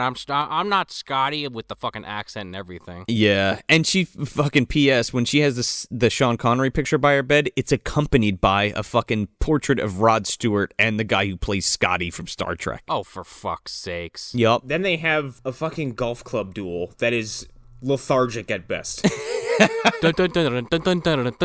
Duel of the Fate starts playing. That's a fucking edit to put over that fucking sloppy ass, like completely graceless combat sequence, which is really just like someone who's about to be a grown man, because I think Matt Letcher is probably approaching his 20s at this point. Oh yeah. And Ella, who is played by someone who's looks like about a decade younger. She's got to be like 11 or 12. Yeah. And then it gets oddly sexual. It is downright uncomfortable. It is bizarre. It's not on the fault of the actors at all. The way this is filmed, I'm like, who added sexual tension to this fucking child and this this almost man? He's like straddling her while she's on the ground, but like standing up. Yeah, he's got crotch pointed at her face. Yep. After he's like knocked her over with a golf club, and they're both taking these like ginger stabs while having like a really piss poor, attempt at a sword fight. He pulls out the fucking icy hot and he's like, yeah, guess what? Now you're gonna fucking burn. Yeah, like I'm gonna spray icy hot at you? What? Like, what is he gonna do? Pour this all over her face? And by the way, this substance is like liquid fucking white creamy shit. P.S. Also, if your goal was to be stealthy and quiet, spraying icy hot into someone's face is gonna get the attention of everyone in the surrounding area, because you ever gotten icy hot near your eye? No. Which one? Your brown one? Oh, Jesus, no, not that one. Well, I meant the one that this guy spills it on specifically, because the fucking dinos come out and they start nibbling on him. He's monologuing like a motherfucker, and Elvis jumps up and like bites his zipper down. This guy doesn't notice. He pulls his pants down. I thought he was gonna bite his ass. He fucking gingerly unzips his fucking fly, so his pants are open. Now this man is open pants, crotch pointing at this little girl with a bottle of creamy shit. Which then, I can't remember who knocks it from his hand. One of them bites him in the ass. Yeah, I think Elvis unzips his pants, runs around, bites him in the ass, and he drops his fucking icy hot onto his dick like fucking Rudy. Yeah, and we get a close-up of this bottle just slowly dripping into his open fucking pants. There's like white shit all over the front of his pants. And then he like kind of goes cross-eyed, and then just like the scene cuts and he runs away. She's like, oh, something's getting hot. Well, yeah, because then he runs into the fucking stream where Fred Willard fell over earlier, and he fucking dunks his ball sack in there. Yeah. And steam fucking emits out of the water. Don't need it. Like, what the fuck? No. He was like, this will be hilarious, right? So he has fucking icy hot, right? And then the fucking dinosaur opens his pants and he spills it on his dick. What? So this Needleman fucking guy goes back into Hal's office and he's like icing his dick with like a cold beer or some shit. Yeah, he sticks a fucking Coors Light down his drawers. In his pants, and it like opens up when he zips his fly up. Somehow. Paper thin fucking beer cans, apparently. Yeah, and Hal's like, get a fucking grip, man. This is the first instance where he's like, there was little dinosaurs, and he's like, but they were probably rats. And then they just go with that. Yeah, nobody can tell these are fucking dinosaurs. Open your freaking eyes. And they just go with it. He's like, oh, rats, huh? I'm Uncle Hal hatching a scheme. Yeah, let me call Manelli from fucking Bushwhacked. Who is this guy? He's somebody, isn't he? He looks like someone who's from The Sopranos. I've seen this guy in some other shit, and I just couldn't pin him. I didn't write down his name, but in this movie, it's Stutz. This health official who comes in, and it's just like this wacky fucking David Lynch-ass character. Without any accreditations, like ID tag. No, like, papers to, like, close this place. Just word of mouth, like, we're shutting this place down because rats or something. Yeah. I got this high-powered microphone. I'm listening for all the rats around here. If he had said, this is my high-powered directional microphone, I would have let that slide. But he pulls out this fucking directional microphone, which it's just a directional microphone. Can't get that at Radio Shack. It's a microphone turned inward into like a satellite dish. Just like a regular, like, SM-58 or some shit. But he pulls it out and goes, this is my bioengineered mechanical life form detector thingamajiggy-bababa. It's a fucking vocal mic. What, did you steal it from a fucking band that was performing down the street? He's like one of those people that just like brags about his gold fucking monster cables. Oh, they got gold tips. They work better. Yeah. Yeah, exactly. So they stick the dinosaurs in like a fucking golf bag to hide it from the guy, even though I don't know how the fuck he's gonna find him with this microphone thing. Fred Willard gives the fucking bag that has all the dinos to his daughter, and she like barely goes anywhere. She just like kind of hides around a different part of the property. She doesn't leave and come back. She fucking froze up in the middle of the forest, and she's like in a bush, not moving, going, oil can. Well, Stutz makes a point that he can hear, within 100 feet any kind of sound, and he makes a joke how he can't hear a heartbeat coming off of Hal, but he can hear, Thomas's, Fred Willard's heartbeat is beating fast. And then he finds Ella. So Stutz basically, when he sees Ella with the bag, he's trying to get a scan on it, and he's like, oh, I'm getting a lot of readings. And then Fred Willard runs over to this fucking the fucking screen door and starts pushing it back and forth, and it's squeaking the whole time. And Stutz gets like kind of confused and goes and checks that out for some reason because he falls for it like a fucking moron. And they get away with it. They don't catch the dinos. The guy leaves. He says he's got to come back with better equipment. That's it. That's the scene. And they just like go by this guy's word. They're like, I'll be back. Don't you open this golf course.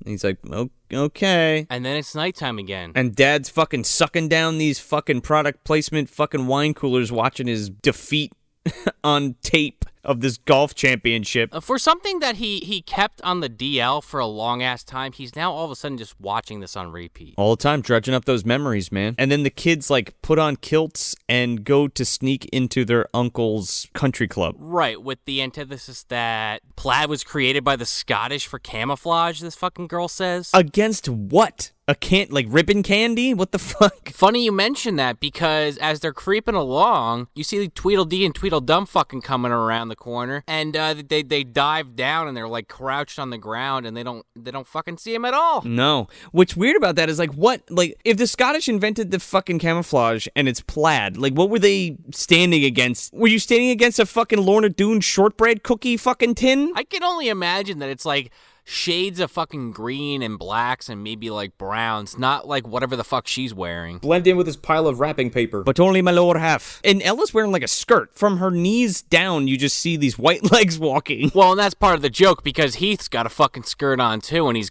crying and complaining about it. Yeah, but his is like all the way down to his feet. True. So they go into Uncle Hal's office at the golf resort. Office/kitchen/bedroom. It's just a big fucking room with a giant back door attached to it, and him and this Japanese businessman are just eating at a single table in the middle of the room. Staring at each other. Staring at each other as Hal is again serving sushi, because it's the only thing I guess he thinks this guy eats. I guess. And just failing miserably trying to pick this shit up with the chopsticks. And then Yamamoto's like, this is how the Japanese do it, and picks it up with his fucking fingers and eats it. Dumbass. I thought that was hilarious. I thought it was pretty good, too. Then Needlemeyer fucking comes in, just about crashes in through the door, and he's immediately making an ass out of himself, trying to think up more jokes to fucking tell this guy. He's like, can you shut up? Get out of here. I'm trying to entertain Yamamoto. Yamamoto kind of looks up and is like, is there any other room in this building? Is there any place else on the course you want to show me, possibly? No? Okay. So, then the dinosaurs just randomly show up? What the fuck? How did they get in there? Well, like, Ella and her brother walk in a brightly lit room in two giant double doors and just quickly duck behind a couch that's a few feet away. Well, they got it out of the Daniel Baldwin fucking playbook when he, dolphin dives behind that couch and in pursuit. The whole idea of like, oh, I didn't look down so I can't see them. Motherfucker, you get to walk up to this door, which is also made of glass and see-through. Well, they got their kilts on. Oh, yeah, I'm sorry. They're blending into the fabric. We did establish earlier how, anything below frame, the characters in the film don't see, so... This is true. Kind of lines up, unfortunately. It's the baby's day out logic? Yeah, exactly. Carried over. It's the MDU, unfortunately. I mean, even Howard the Duck, remember, no one was freaked out by that guy either. Yeah, well, that's a tiny man in there. It's a duck, man, it's a duck! So, yeah, the dinosaurs sneak in behind Ella and Heath and immediately get into some hijinks in and around the table. Elvis grabs a bottle of sake and is, like, cradling it with his feet and slamming it down on the ground. I found that to be very funny. The Brachiosaur? Is it Paula who, like, starts rubbing this fucking guy's leg and he's like, Mr. Yamamoto, you like that shit? You want to play footsies? Yeah, and then she, like, there's a spray bottle somewhere? Seltzer or something. It's like one of those 20s fucking seltzer bottles. That's onto the table for some reason? It's just on the ground for whatever reason. Paula picked that shit up and carried it over there and started spraying it all over Hal's crotch, like hardcore. In like a 5 to 6 second long uninterrupted stream, and he sits there and just accepts it the entire time. He doesn't react like you would if cold water was suddenly splashed on your groin. He just sits there and he's like, oh, this is problematic. This guy's dick is soaked, and he's just like, okay, Yamamoto, I see. I appreciate your humor. I see you want to urinate on me from across the table. Well, sir, zip. You're shooting water from under the table, even though you got both hands eating your sushi. Giving me flashbacks to fucking Manelli and Bushwhacked. Erickson's on the side there, yeah. Hal, that's not rain. Yeah, he pops out from underneath the table. He's like, it ain't rain, sport. Hal just opens his pants and just pisses back on him, and Erickson's like, that was water, you dingus. Imagine that if, like, the water was sprayed in his crotch, and he's like, oh, we two could play at that game, Yamamoto. I honestly thought that's where it was going for like a hot second. I'm finally speaking your language, sir. Stands up on the chair and pisses in this poor Japanese man's face. Somewhere George Hardy from Troll 2 is like, no! I won't allow it! Well, this is all going on. Eventually, Paulo starts aiming this thing right at his fucking head, and his whole head's getting soaked now, and he's like, just kind of wiping his hair away, like, yeah, he's like Chevy Chase, in a vacation movie, who's just finally just accepting the madness. This dinosaur shoots him for, like, 3 minutes, it feels like, and she just keeps shooting him, and he's like, yes, yeah, thanks, Yamamoto, yep, soak my face, yep, Please, sir, may I have another? But this water stream is also coming from, like, 3 different areas off screen. Like, there's one that comes from below the table, there's one that comes from, like, immediate stage left, which is, like, it looks like it would be someone's waist area. I'm waiting for the Three Stooges to run in fucking, like, full speed, and yeah. Oh, here, let me get that for you. And then he fucking shoots him again with the fucking seltzer. Yeah. Okay, so they already have dinner, but the chef comes out with, like, this giant platter that looks like a goddamn Christmas goose is underneath it. And he, like, brings it to Uncle Hal, and he lifts it up, and Elvis is, like, laying on it, laughing at him? Yeah. There's no setup for this. You never see how he gets in there anyway. It's just these dinosaurs can teleport, seemingly. And Uncle Hal's just like, oh, that's it. Yeah, that's a fucking dinosaur. Sure is. Oh, that's weird. Well, I guess we're not having dinner tonight. He's like, I need to go outside and get some air. Well, he thinks this is all like a test from Yamamoto. He's not getting it. The Japanese man has smuggled pygmy dinosaurs in to test his fucking what? His fucking resolve, like... Meanwhile, Needlemeyer's telling him how there's these dinosaurs at the fucking other golf course, and he's not putting it together immediately. Yeah. So, yeah, the dinosaurs just kind of fuck off from this scene because Uncle Hal gets up and then goes to, like, go out the front doors to get some air, and he's just like, oh, there's my niece and nephew hiding behind my couch. That plaid didn't work. They're kind of behind this couch, but they're at eye level with him when he's sitting on the chair at this table, and then he gets up and walks, like, literally 5 feet and sees them. It's not like he has to really look at all. Yeah, they're the worst at hide and seek. Uncle Hal grabs the kids by the arm. He's like, what the fuck you doing in here, you bastards?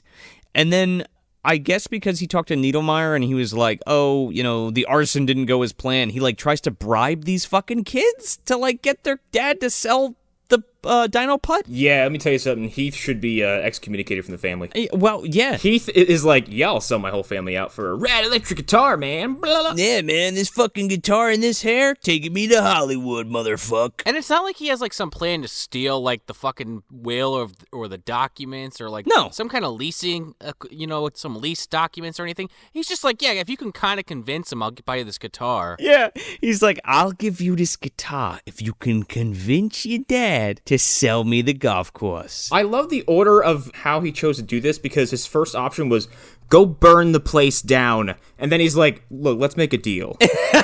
He went from one extreme to another. I think he's just got like a bipolarism or some shit. So we go to the next morning, and, he's just fucking sitting there, going to his dad. Yeah, you gotta sell it to Uncle Hal, Dad. We can't afford it. We gotta get out of here. You gotta do it. And, Fred Willard's just kind of like, yeah, I don't know. They're trying to come up with a plan to figure out the debt and, like, pay it off. And fucking Heath's is like, yeah, Dad, just sell it or whatever. Because whatever. I'm gonna get a guitar and you won't buy me a guitar or something. And then the dinosaurs show up again, seemingly out of nowhere. And we're fucking doing dino charades? Yeah. I don't understand how this worked. Like, is Ella a psychic? She's really fucking good at reading these little things, man. I gotta tell you. Because the one doing most of these charades movements is Elvis, who doesn't have opposable thumbs or real hands to speak of, and he's just doing all these head movements, and she's like, okay, one word, one syllable, okay, got it, yeah. It's him and the Triceratops hammer, and they're just, like, fucking bobbing their heads up and down, like, shaking it from up and down or, like, left to right. And then she's like, okay, one word, sounds like, I don't know what. She figures out, I don't know how, but figures out that they say, one word, one syllable, rhymes with, and then like Elvis starts to pet Hammer, I guess, with his head or something like that. She's like, rhymes with pet? Oh, bet! Like, figures it out immediately. So Ella's going to bet Uncle Hal, because the motherfucker can't turn down a gamble, because he's like fucking Seamus from Luck of the Irish. Can't do it. Like, he's like, oh yeah, fuck, I'm a gambling man. I'm addicted. 1-800-GAMBLER. So she goes to Uncle Hal and makes the bet. If he fucking beats her, he gets the Dino Putt and the house like fair and square. If she beats him, he has to pay the entire, like, he has to literally like pay off the house, and all they have to pay is like the taxes and the fucking utilities. Yeah, now we have this high stakes golf match.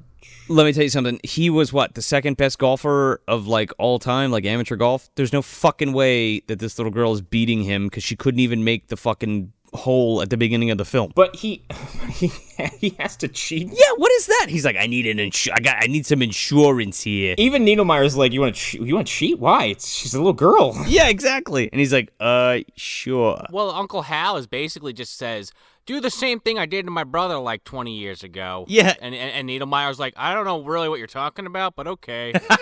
I wasn't born, sir. Eobard's like, yeah, I've done a lot of fucked up shit, but this is real low, man. Fucking cheating against a little girl at miniature golf. Even Eobard would be like, this isn't pragmatic at all. What's your end game here? Like, what are you doing? Yamamoto, man, he's gonna make the deal. Why does this golf course matter to you so much? It doesn't. He just hates his family, as far as I'm concerned. I just love the idea of, like, these two, like, idiots fighting over this golf course that eventually someone's gonna just buy out from underneath both of them and just bulldoze all together. So, Ella, she's like, I'm gonna beat you top of the morning to you, Uncle Hal. You're done. G'day, mate. Have a bloomin' evening. A bloomin' onion. See ya. And then she pulls the fucking magical putter from the stone. And a literally fucking lightning bolt cracks, and you hear Thor's fucking approval as she raises it in the air. Oh, you're worthy now. Steve Rogers shows up. He's like, go ahead, go get him, kid. Yeah, Steve Rogers is like, can I have that? I'm gonna need that back when you're done. She's like, you're not worthy. He's like, really? Am I? Hulk walks by with a couple of tacos, just smiles. Steve takes the putter and Hulk gives her 2 tacos. There you go. Heath comes back to work and, he kind of leaves the room, but he's been gone like long enough that literally nobody that's sane would be worried. And Uncle Hal, he spills the beans about this trap he wants to set, and he goes, hey, you think Heath heard us? And Niedermeyer's like, yeah, probably not. He's like, well, take care of him anyway. And Matt Letcher, as Niedermeyer, is sitting there holding a pair of scissors, and he's quoting Marathon Man. Is it safe? Is it safe? And he's like, I don't know what you're talking about. And he's like, is it safe? And he's like, I still don't know what you're talking about. They're going to cut this kid's hair, and that's, again, it's taking him to Hollywood. No, not my bodacious hair. Dude, bro, you're fucking, how can I be a rock and roll star without my hair, dude? I'm like that old hero, Samsonite, whatever the hell his name was. I was way off, dude. So, yeah, they cut away, and you don't see the actual haircut happen, but then the next morning is, I guess, like right before the game starts. Yeah, and then you see fucking Uncle Hal commiserating with fucking Niedermeyer. He's like, all right, did you wire up? He's, okay. Uncle Hal has like a fucking yellow golf ball microphone thing on his chest. With a very visible speaker on the front of it. Yeah, there's like 3 holes in it. Yeah. And he's like talking into it, like he's like putting his shoulder towards his mouth. He's like, hey, Niedermeyer, you're gonna wire up the 18th, right, buddy? He has, like, for all intents and purposes, a fucking electromagnet, okay? Like, or something along these lines. Yeah, but I'm like, oh my god, he's gonna blow it up? Like, the little girl's gonna fucking go putt to go in the 18th hole, and she's gonna blow it up, and this girl's gonna die. And he's like, well, Uncle Hal wins! By default, I win! Well, she can't putt, she's dead! Her legs are over there, her head's on the roof. Niedermeyer's dead, too. He was far too close to the explosion. Niedermeyer, in fact, gets blamed for her murder, so Hal gets off scot-free. That's why he has to go to Central City and steal Harrison Wells' face and hide out for 15 years. Yeah, so he attaches this fucking, it just looks like a motherboard with copper wiring on it. It just looks like computer junk, and he just slaps it to the jaw of this obstacle on this 18th hole where it's like a little triceratops mouth that opens and closes, and you have to get the ball in the mouth. And he apparently just slapping this thing on the back of this device allows him to have complete agency over it. I guess it's like the fucking thing the Penguin sticks on the fucking Batmobile in Batman Returns, and he's like, wow, I got control. Yeah. The little spinny fucking spiral ball antenna thingy. God, I would have loved seeing Niedermeyer in that fucking little seat that Penguin sits in while he's controlling it. Driving the Triceratops? Giving the exact same performance. Well, exactly. took the words out of my mouth, Connor. I played this stinking dino like a hop from hell. Fucking Needlemeyer's even got like the Penguin's regalia on with that like fucking bodysuit that he always wears under his clothes. Fucking slamming dead fish into his mouth. He's just jumping up and down in this little fucking cart. The scene ends and Needlemeyer comes out of it. He's like in a fugue state. He's just like staring at his stained clothes. Like, what the fuck? And then we just get like, isn't there just a montage of just mini golf? Yeah, pretty much. He's like, I can't wait to sabotage this little girl's game. And then it's literally, please verify this. This has to be like 10 minutes, right? Like, no lie? Yeah. This is why I think this happens. There is literally, if you're watching the movie, only 3 courses on this whole fucking, mini-putt course. Oh yeah, they're trying to compensate for the fact that this golf course barely exists. They have the windmill, they have the castle, and they've got this fucking Triceratops thing, and everything else is just kind of like putting green. Right. And they end up doing 2 montages here. There's like the first montage, which is like that fart music that we've been hearing the whole movie, like doodle-doo, boop, boop, boop, boop, or whatever the fuck. Right. And again, they're like showing the same fucking shot over and over of these kid and Uncle Hal fucking shooting the balls. And then at one point, it just hard cuts to, I guess you want to call it Ella's winning montage, because then there's just some fucking fart rock that jacks up. Oh yeah, and she just starts like just slamming holes in one. Well, because she plays like shit on the first like hole or two, and then Madonna fucking flies down, and she kind of has a little one-to-one with her, meaning, she talks, Madonna listens, and she comes to the conclusion like, okay, Madonna, that's what I need to do, and then all of a sudden the fucking Hearts on Fire starts playing, and she fucking starts killing it. Oh, play better. Okay, Madonna, thank you. You're a sage. Exactly. All the while, like, intercut with Yamamoto stuffing these fucking Dino Burgers in his mouth. Yeah. Showing the most emotion he's shown the entire film. Oh, he loves it, man. The rest of the dinos are just slopping these things all over. If we haven't said that enough, it's literally every shot of these things cooking these fucking haggis burgers. Fucking diarrhea burgers. Yeah, slapping it on a fucking styrofoam plate or dropping it on each other. And regurgitating it onto the bun and serving it. Hey, we don't know what end that came out of, let's be real. Nope. But Yamamoto, he liked them. Yeah. Hey, man, they don't call them Dino Burgers for nothing. Is that poop, vomit, or food? Doesn't matter. Give it to me. So it comes down to the fucking wire, and somehow Hal, he's only up by like, what do you want to say, like a stroke maybe? I don't know the exact score, because I think there's only 2 instances where someone reminds you of who's winning or losing. That's when Mom runs back to Fred Willard once she's like, she's up a stroke! It's like, that was the first hole. Calm down. Exactly. I was just about to say that, like, they do that the first time and then right at the end. But right before, they're shooting this last hole, it cuts back to Fred Willard, and he's watching this fucking game again that he lost. He loves to fucking self-torture himself with this shit. This is the scene where it's like, okay, I see what you're doing, Dad. You're boozing it up, not getting a job, you're just boozing it up, watching your fucking game and just being a failure, and then just like letting your life go to shit. Like, now I see what you're doing, drinking those fucking product placement wine coolers or fucking cider or hard cider, whatever the fuck they are. Someone's like, will you get a job? And he's like, I can't. I'm a failure. There are a few things that make this scene amazing, though. Because you have this going on, and then it cuts back to the golf game while he's stewing on this. And Hal, he makes his fucking shot, and Needlemeyer, he activates the contraption so that Hal makes it in no problem. And Hal starts fucking cheering and saying, oh, I won, and then, the ball doesn't go in the hole. It just stopped short of the hole. So as Ella's getting ready to make her shot, it cuts back to Fred Willard, and he's kind of stepped away from the TV, and he's just staring at this fucking JFK head statue that we mentioned earlier in the episode, and he's kind of just like pondering on it. I can't believe the long buildup of this one gag, because right?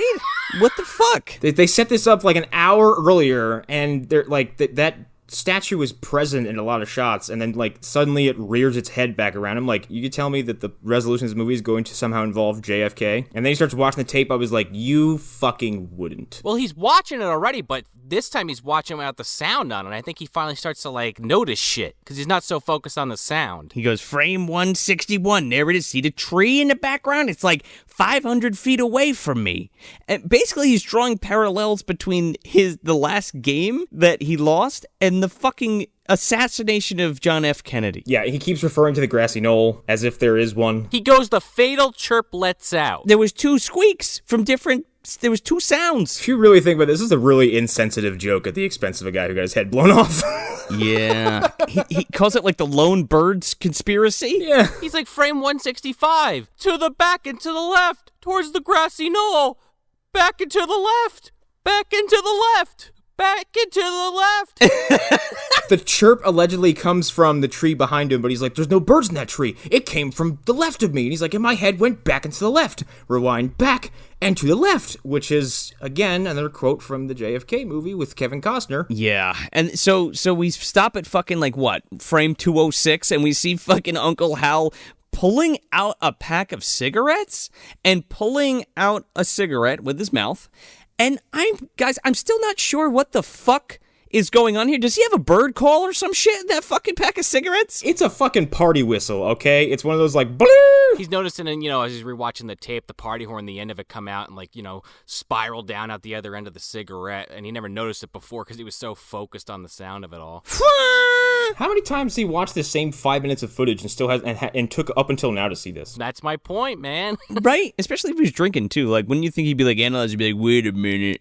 My brother's doing something weird. I would have thought he would pause it right where Hal walks up and just start throwing beer cans at the TV. Right? There's my piece of shit brother in his stupid-ass college shirt, whatever. Then he freaks out and he's like, this is ridiculous because he's like, oh, it was Hal. He's cheating. I gotta stop him from cheating against my daughter or else the same thing's gonna happen to her. She's gonna be a fucking loser. So he runs out of the house. Now, the house is right next to the golf course.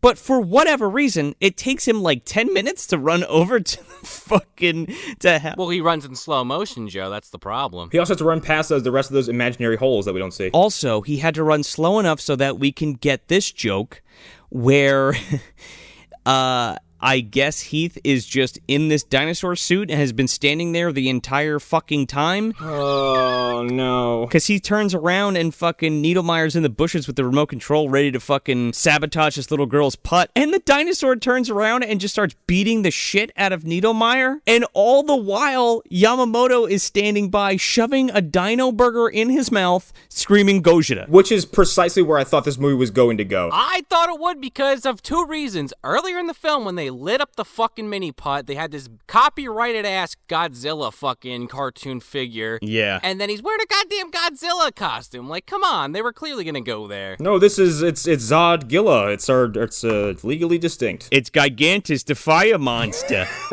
This goes on for another 5 fucking drawn-out minutes of just Yamamoto screaming Gojira, and I would assume he's saying something like, get him Godzilla in Japanese. Well, then, yeah, Elvis fucking runs over with the chef's hat on still and starts biting Needlemeyer. Fucking Heath, like, knocks him out and then, like, bites him, what, on the face? Yeah, I want to say that sounds right. Or his fingers? He bites his fingers or some shit? I mean, I'm just assuming when all was said and done that Needlemeyer and Hal got fed to the fucking dinosaurs. I wish, right? They chop him up and fucking feed him. That's their payment, man. Yeah. They put the dinos in, like, a little pit.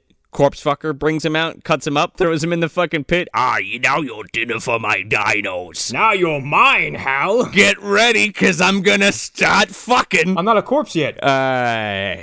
Give it a minute. I also like the fact that Hal has to have 2 methods of cheating against an 11-year-old girl in a fucking mini golf game. Right? Like, come on. How much of a slimeball are you really? Just in case this robot thing goes afoul, he's got the fucking pack of cigarettes with the party horn in it. And he's getting ready to pull it out. And then fucking Fred Willard comes running off fucking screen and has a putter and smacks this cigarette out of this guy's mouth with the putter. I was like, oh my god, you know what? If I thought he was gonna crack him upside the fucking head with it, because that's the way it looks at first. Would have been real satisfying, to be honest. Oh yeah. Fuck you, Hal. You ain't fucking this up for my daughter. It was you. It would have saved him a little time and grief so he didn't have to, put a bullet in his head later to feed to the dinos. He could have just taken him out right then and there. Spoilers, Ella makes this shot and fucking gets a hole-in-one and wins, and Uncle Hal is furious, and I guess just, like, spontaneously combusts off screen because we don't see him again. Well, he gets the, baby syndrome because he throws the hat on the ground and he grabs his clubs from his caddy and throws those on the ground and just starts stomping on them. Oh, he's breaking his toys something serious. He stomps the ground so hard that he gets his foot stuck in it, and what the fuck happens to the real version of Rumpelstiltskin? Something like that. I don't know. Whatever happens to him. He gets turned into a fucking stone and thrown into the ocean? Yeah. That'd be fantastic. Ella beats him, he's like, no! And just turns to stone immediately. One of the dinosaurs sprinkles fucking sparkles on him. Yeah, there's like just bird shit on in the next scene. So Ella wins and rejoice because the house and the dino putt is saved, and we're going to have a nice, lovely, prosperous life for everybody. And Yamamoto's like, I'm going to buy the fucking mini-putt golf course and open up mini golf in Japan and Russia? Sure. Don't they already have mini golf there? He's acting like it's some kind of fucking brand new, like, you're never gonna believe this, Chuck. Listen to this. Have you ever had haggis? Dino Burgers. His brother's just like, yeah, haggis. It's that Scottish stuff. It's kind of stringy. It doesn't taste very good. What about it? You're dead to me, brother. All right. Tell you what, we do it, but we use Singapore made fun. What do you think? That sounds gross. I'd eat it. Mr. What's-his-face? Like, the guy who owns the dinosaur just shows up. He sees all the blood all over their mouth. He's like, I see you fed them. Thank you. Everybody's like all happy and shit, like, wow, I can't believe we did it. And then Mr. Cranston just comes shambling from off screen, and he's like, have any of you seen any small dinosaurs around here? Oh, there they are, little rascals. Come here, you. I want to see the movie where he's literally just like walking around town, like taking his hat off, scratching his head, asking people like, yeah, you know, I know this sounds crazy, but have you seen like 2-foot-tall dinosaurs walking around? It would end with him in a drunk tank. It very well might have. That's where he's been the whole time. He got arrested for asking an officer if he'd seen his tiny dinosaurs. He's like, sir, how many drinks have you had? No, I'm not kidding. Like, they like raisins, you know. I got the DTs. I was given to them by a guardian spirit. Oh, man. It's almost like the movie's like, well, if you're watching Prehysteria 3, you've seen 1 and 2, so we're not going to make it obvious that we're just going to make it obvious that they're looking for the dinosaurs. Like, have you seen anything strange around here? No. Have you seen fucking 4 pygmy dinosaurs just loafing about? Didn't I tell you I just didn't see anything strange? So he fucking grabs these fucking dinosaurs, throws them back in the fucking raisin crate for whatever, because they love raisins, because food of the gods or whatever. And then he's just like, well, okay, great. I'm glad you had a great mini-golf adventure. See you in Prehysteria 4. Bye. Prehysteria, the series that should have happened and never did. Yeah, you're onto something. But as of 2019, this is the last Prehysteria movie, remember? Oh, yeah. Well, call fucking Charles Band, because we're fucking starting this back up, baby. I'd watch it. So would I. I'd give it a shot. Bring Matt Letcher back. As Thawne. As Eobard Thawne, yeah. Or as his character from Narcos. That would be really interesting. So Cranston fucks off in his red jalopy and fucking hits the road. Well, Ella has, like, she comes up, she's like, they leave? They're like, yeah, they're gone. She's like, no, I had a gift for them. Yeah, like, the movie seemingly ends, and she's like, wait, I'm not done yet. I didn't read my lines yet. And I was like, ah, shit, come on. So, yeah, she catches up to this fucking pickup truck on the bike that her dad gave her, which is the payoff. I guess just to catch up to the dinosaurs. Yeah, and then she jumps up to the back of this fucking truck and gives the dinosaurs a bagpipe. Like, I have a gift to give the dinosaurs as a going-away present. Fucking bagpipes? For these pygmy... What the fuck are they gonna do with human-sized bagpipes? Well, Paula figures it out right away and just starts just sticks her whole face into the hole of the mouthpiece of one of these things and just makes music. Just plays a whole Scottish fucking song on there. She plays the fucking Scottish national anthem, like, right away. She just knows it. Yeah. Paula, you're a natural. You know, they have those cute little chef hats, you know what I mean? Like, why didn't you make them cute little bagpipes for all of them? Or like kilts. How about that? All little kilts? Yeah, the kilts, they went on about it for so fucking long. That would be fantastic. I'd love this movie if they ended with giving dinosaurs little tiny quilts. T-Rex in a kilt? Playing bagpipes? Sign me up. Pygmy one. Give it a little beret. Don't hold that movie from me. The series, Sean had it licked, man. That's it. That's where we would have saw that. Just every episode, man. I'm telling you, it would have been the Incredible Hulk TV show. Just every episode, they're going somewhere else. Exactly. Helping out somebody else. And it always ends with that sad piano song, too. Well, no, they got the Scottish bagpipes at the end of that show. There you go. Playing for He's a Jolly Good Fellow or some shit. From here, you're like, it's just going to fade out and credits, right? No. We cut back to the fucking putt-putt again. And Yamamoto's like, this is where he actually says it, is right at the end. He's like, I want to buy Dino Putt and put them everywhere. It's a great idea. And he's like, under one condition. And they're like, oh, yeah, sure, whatever you want, Mr. Yamamoto. He's like, that the Dino Burgers can be on call 24 hours a day at in my hotel room. And then it shows Yamamoto biting into this fucking burger. Freeze frame, cut to credits. What the fuck? Who said what? It was probably going to end in the pickup truck and someone's like, no, we have to tie this plot thread up. They had to get that line in where he says that and Fred Willard goes, we're game. Oh, so credits. Where are we putting this? Given how immediately interesting this movie became to me because of the casting of Needlemeyer, it's a shelf movie. Now it has this very strange novelty value specifically for me because I only discovered Letcher through Flash. I hadn't seen him before, even though apparently I'd seen him a bunch of times. He was in Zorro and a bunch of other shit. I think he's in Gettysburg, but I'm not sure. But he's been around forever, and to see him here was very much like seeing Paul Walker in Monster in the Closet. And it's just so funny to see him come from here and go on to do stuff like Narcos, which is a show about, fucking the drug war of Mexico, or in a show where he's a villainous speedster who loves to just jam his hands into people's chest.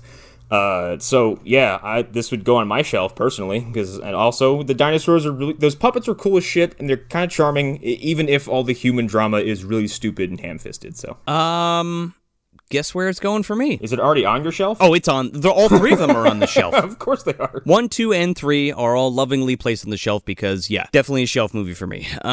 It's great, in the worst way possible. The first of these movies and the second of these movies are decent kids movies, and they're funny as hell, and the animatronics are great. What's so great about Moonbeam, or what was so great about Moonbeam, was they were taking all of the special effects stuff and all that kind of filmmaking, and then just gearing it towards kids in kid-friendly movies. And growing up with that was fucking awesome, because it was okay, I'm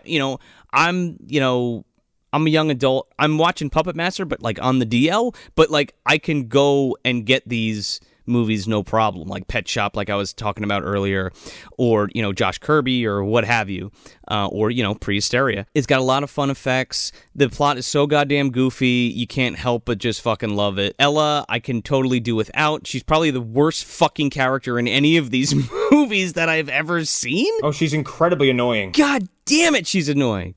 But on the whole, this movie is fine. It's totally fine. It's a fucking Moonbeam special, baby, and sign me up. For me, I would definitely say this is one of those eggshell crate on the side of the fucking road movies. This isn't quite a dumpster movie, then this isn't quite a shelf movie for me. But the fucking JFK jokes, man, those actually got me pretty good. I didn't anticipate that at all. And it's one of the only things that I've watched that jumps to mind that took this and ran with it in a comical light effectively. There's that classic Seinfeld episode with Keith Hernandez with fucking spitting on Kramer. But other than that, this was a pretty good JFK getting shot joke, if I can even say that. What, only rivaling Biodome? Yeah, exactly. So, I don't think I've ever heard someone say, that's a really good JFK getting shot joke. Yeah, I guess so. So that puts it in the egg crate. And the rest of the movie, the dinos are cool. I laughed a decent amount in this film, but I didn't like it enough to put it on the shelf. It's definitely superior than, some of the more recent dumpster films that we've watched.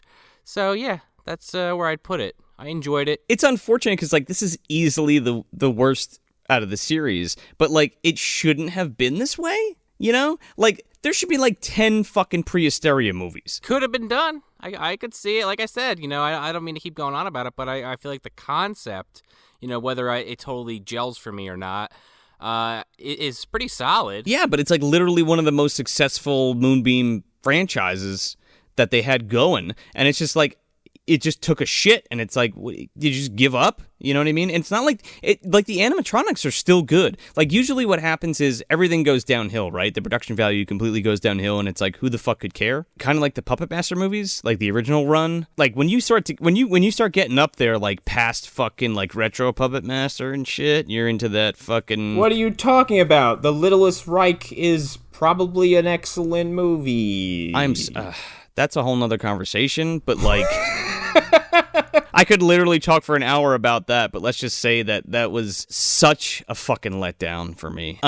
Yeah, what happened? I don't know. Again, all the production value was there for the Did they spill too much haggis on the fucking dinos and they couldn't be salvaged? I guess your selling point is there, but you just decided to not put it front and center for whatever? This is Prehysteria 3, not Mini Golf the movie. Right. So yeah, we were talking about earlier, this episode is brought to you in part by Lucky Duck Entertainment and O Street Mini Golf, collectively and respectively from our friends Rudy and Aaron, and they were nice enough to have us on their mini golf show. and you can check that out on YouTube, the O Street Mini Golf YouTube. We'll link it all over the place. We'll post it on Facebook, Twitter, maybe even on this episode. Oh, yeah. We'll hook it up. So that's it. That's Prehysteria! 3 from 1995, directed by David D. Coteau. Hey, everybody, if you want some more bad movie goodness, you can check us out at MovieDumpsterPodcast.com. Subscribe to us on iTunes, Android, Stitcher, Spotify, Google Play, or Podbean, and make sure to leave us a 5-star review if you dig the show, because it helps us get out of the bottom of the dumpster into more eardrums. Yeah, and if you're on the social medias, you can follow us at Movie Dumpster on Instagram, Facebook, and Twitter. I'm Joe Lascola. I'm Sean O'Rourke. I'm Connor McGraw. Thanks for visiting the dumpster. There's one condition. Oh, what's that? Room service will have to deliver these Dino Burgers 24 hours a day.